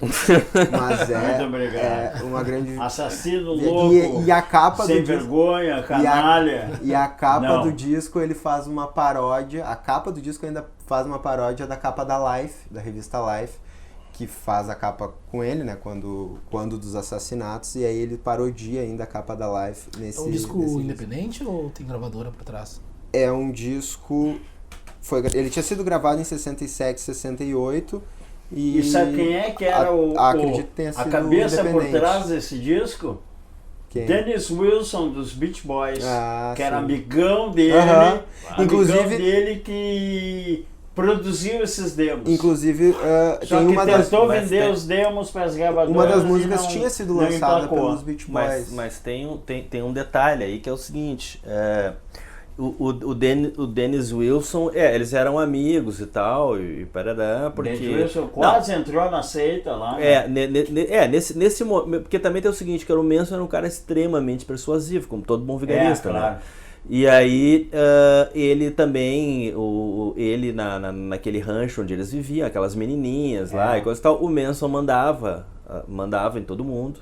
Mandava as meninas se oferecerem pros caras que ele queria cortejar e coisa e tal. E ele, no delírio megalômano dele lá e coisa e tal, achar que ele ia fazer mais sucesso que os Beatles, aquelas coisas e tal. Ele acabou cortejando o Dennis Wilson, ele achou. Só que o Dennis Wilson se deu conta a tempo de duas coisas. Primeiro, o Manson não tinha o talento que achava que tinha. E segundo, ele começou a se dar conta de que ele estava sendo explorado pelo cara. Então, daqui a pouco ele pula fora. Quando acontece a chacina da Sharon Tate e na casa que era do Polanski, o Polanski estava viajando e coisa e tal, aquela casa, na verdade, o dono era o Terry Melcher. Filho da Doris Day, né? E que era um cara que era produtor na época e tal, e era nele que o Manson estava apostando todas as fichas para gravar e para entrar dentro da indústria e coisa e tal. E eles vão para aquela casa achando que o Melcher ainda morava lá, e isso não aconteceu. E aí mataram todo mundo. Na primeira chacina o Manson não participa, né? Ele é o mentor da coisa. Só o Tex Watson e as meninas... Eu li a biografia do Manson, aquela que saiu aqui, mas os nomes às vezes eu não lembro, tá? E mais umas 2 ou 3 meninas. 3 meninas. E aí na sequência vem a do casal LaBianca, né? E aí o Manson tá junto, né? E aí... Passou um tempo, eles foram descobertos e aí... logo mais vai fazer 50 anos do início desse julgamento e ele morreu faz um pouco tempo, né? Faz uns 2 anos. Tão louco quanto na época, né? Prisão, com a suástica tatuada na... Bom, mas isso já é antigo. E tinha acabado de casar, né? Casar com uma guriazinha, casar com uma maluca que escrevia cartas pra ele na prisão. Pois é. Bom, terminamos então os discos de março de 1970, esse panorama do que acontecia no Brasil nessa época, com Mutantes, Novos Baianos, a gente falou do Paulo Diniz e também falamos aí um pouco desses discos, o Miles Davis dando essa guinada na carreira, disco solo entrando do John Cale, a mudança dos Temptations também, eu trouxe o Crosby, Stills, Nash & Young.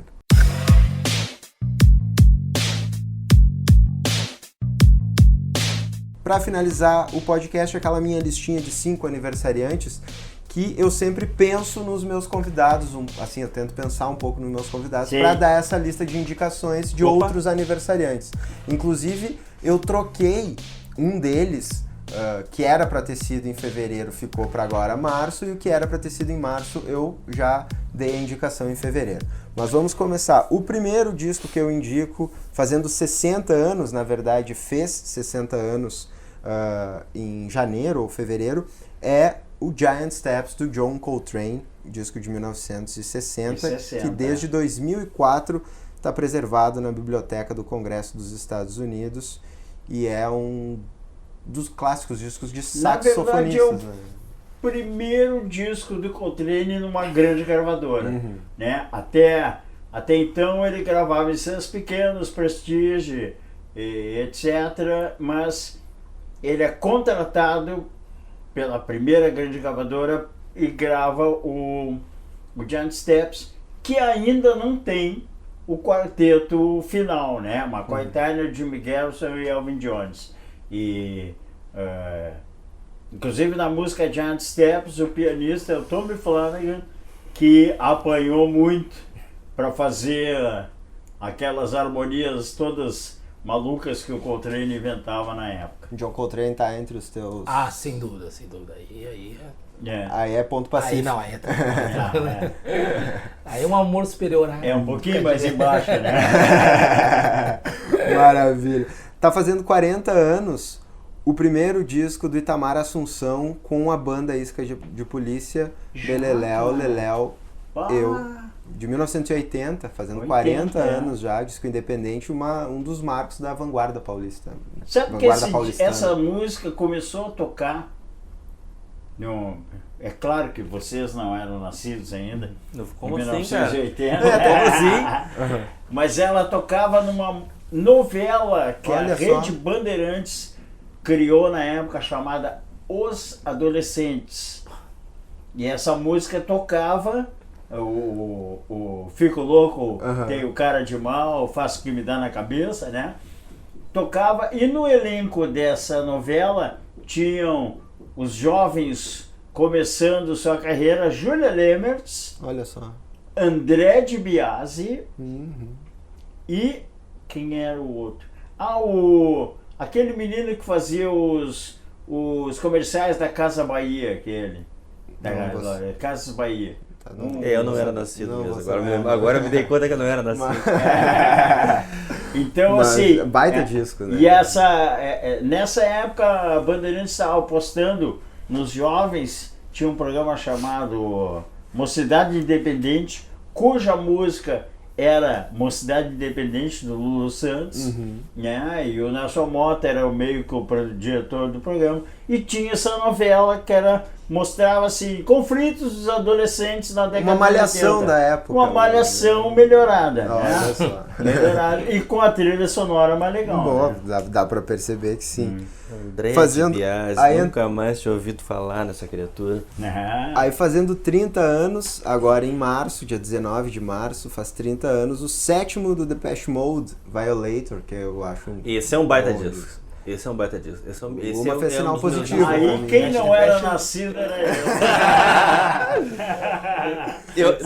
Eu vou que dizer. é o disco que catapulta a Cara, carreira tu deles, sabe né? que, olha só, Enjoy the eu lembro. Silence é Eu clássico, lembro, né? eu lembro de uma entrevista do Mike Patton do Faith No More um ano depois, quando eles estiveram no Rock in Rio lá e coisa e tal. Inclusive essa camisa que eu estou usando aqui é de um disco que ele gostava muito. Ele botou uma lista Fala de... qual é a camisa. É a camisa do Wrong, disco do No Means No, que é um trio canadense que mistura hardcore com jazz. Isso é muito... bom, enfim. É um som barulhentão, mas de vez em quando tem umas coisinhas umas improvisações de jazz. Claro que eles não são jazzistas, obviamente, né? Mas enfim. Pra onda hardcore, eles tocavam melhor do que os caras, assim, daquela tosqueira toda, né? Tá. E aí, cara, na época, pô, eu tava fissurado, feito No More, tocado no Rock in Rio, tinha visto o show do Rock in Rio, tinha achado o melhor show daquele festival lá e coisa e tal. E era uma banda que tava aparecendo aqui, comecei a comprar os discos e tal. E aí eu tava lendo uma entrevista do Feito No More, citou lá alguns discos que ele tava ouvindo. E aí ele botou o disco do Depeche Mode, o Violator. Depeche Mode, cara, sério, meu? I Just Can't Get Enough, aquelas coisas. Não dá pra estar falando sério, né? Do Just Can't Get Enough? Não, essa é do começo, né? É? É do começo, coisa e tal. Tá, era legalzinho, assim, de tocar na pista, assim, coisa e tal, mas pá, não dá pra levar a sério isso, né, cara? E ele, só que aí no texto ele dizia, é o primeiro disco do Depeche Mode que eu gosto, assim, continuo detestando os anteriores. Cara, eu fui ouvir, pra mim, a mesma coisa, eu não consigo ouvir os anteriores. Nem o Music for the Masses, nem o Black Celebration, que já tem uma certa onda mais densa, mais pesada. Esse disco é o divisor de águas do Depeche Mode, cara, e além de ser mais denso que os anteriores, os que vêm depois também são muito bons. O Songs of Love and Devotion e o Ultra... É uma banda dark. E o massa assim, é que o nome do disco parece um disco de metal, né? De heavy metal. Assim. Esse disco é legal. E tem músicos de bandas de metal que adoram esse disco. Já pude ver também. Bom, tá fazendo 20 anos, não é o melhor disco dela, mas é um disco bom. E é um disco só de covers da grande. Eu sei que o Zé agora vai ter vai valer a vida. Ai, meu Deus. 20 anos de The Covers Record da Cat Power. Da Cat Power. Que é um disco só de covers, tem do Dylan, tem dos Stones, tem do Velvet, que a gente tava falando, e tem também uma não era autoral. nascido nessa época. não é nesse, ela tem 2 discos de covers. Esse é o primeiro, né? Não é esse que tem Satisfaction dos Stones? Acho que sim, é esse. Cara, tu já ouviu isso? Que é... Eu inclusive... Cara, tu não reconhece que é uma coisa porque ela não canta o refrão, né? Ela não canta o refrão, exatamente. Ela não canta I Can't Get No Satisfaction. E a melodia do que ela canta, ela também dá uma modificada. Só vem cá, vocês não querem reconhecer as músicas? Só ir num show do Bob Dylan. Todos os arranjos. As dele próprio, inclusive. Bom, pra fechar, 10 anos tá fazendo. Era pra ser o Amar La Trama do Drexler, que tá fazendo 10 anos em março, mas eu já falei no programa que tava com Demétrio Xavier, aí eu falei do Drexler. Sim. Trouxe pra cá 10 anos de Soldier of Love da Xadê, que tá fazendo 10 anos. Qual é o disco? O Soldier of Love da Xadê, que é o mais recente dela, né? E ela tinha lançado um em 2000, aí ficaram 10 anos sem lançar, lançaram Soldier of Love. Tá há 10 anos sem lançar, porque esse é o mais recente, mas ela tá no estúdio com a banda trabalhando, deve lançar um disco esse ano. A Xadê pra mim é o seguinte, a cada disco ela vai piorando. Eu gosto muito do Diamond Life, acho o Diamond Life muito legal. O segundo já tem umas coisas muito legais e outras mais ou menos, e daí vai ficar tudo igual. Eu gosto daquele Love Deluxe, pode ser? Love Deluxe eu acho que é o de 2000, se eu não me engano. Talvez. Não, é antes, cara, é dos anos 90. Pode Esse ser. disco eu gosto. Esse disco tem uma certa importância pra mim, eu não vou Bom, falar aí aqui. a gente não precisa. Mas Aí precisa entrar em- sentimentais, É. questões sentimentais, Não, é. a gente não discute. Mas bom, sem entrar em detalhes, mas eu também acho que em determinado ponto da carreira dela, ela começou a qualidade do trabalho começou a ficou meio tudo que igual, variar. né? Mas era isso, gente. O retrospecto fica por aqui. A gente fez esse bate-papo aí com Luiz Maurício Azevedo, Paulo Moreira, José Fernando Cardoso. Muito obrigado pela presença de vocês aqui. Obrigado pelo convite. Até a próxima edição. Era isso? Abril, Abril a gente tá de volta aqui no retrospecto. Tá certo? o que teremos em abril? Ah, Antecipa aí alguma coisa. Bon Jovi, né? Vai ter. Não, o Luma tá fazendo O lobby do Bon Jovi. do Bon Jovi. Mas a gente vai ter A cara de Johnny complexidade Mitchell, Paul McCartney, Elton John. Tem umas coisas boas aí. Patofu. Pato Fu. Falou, gente. Até mais. Isso aí. Mas